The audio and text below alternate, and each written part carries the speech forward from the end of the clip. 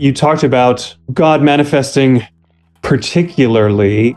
God is everywhere, but God manifests particularly in the tabernacle and in the first temple as sort of cloud and light. And this is an image, again, you also talked about the continuities and discontinuities with ancient paganism.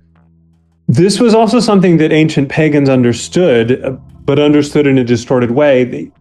You get references to the various Baal gods as the cloud riders, and you have storm gods and all these. And so you have this connection between cloud imagery and divinity, even in ancient paganism, to the point that in the end of the gospel accounts, and it's one of the few things that's in all four gospels, when Jesus is having his kangaroo court trial before the Sanhedrin, before they pack him off to Herod, and they can't get any witnesses to agree to testify against him they all want to accuse him, but they accuse him of, they don't agree with each other of what they're accusing him of, so it's not working. And so finally the high priest just asks him flat out, what do you have to say about what these men are saying? I adjure you by the living God, tell us if you are the Christ, the Son of the living God. And Jesus' answer is, I tell you, hereafter you will see the Son of Man seated at the right hand of power, coming on the clouds of heaven.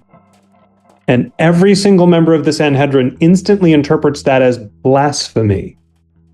He didn't say, I'm God. The Son of Man will come riding on the clouds of heaven as power, and they hear that as, I am God. That's how deep this imagery runs, going back to this manifestation in the first temple, and I keep emphasizing the first temple because it didn't happen with the second temple. God never showed up in the second temple until Jesus walked into it or was carried into it as an infant. It was empty for a couple of centuries. That distorted understanding even runs out into the ancient pagan world of this association between certain cloud imagery and divinity.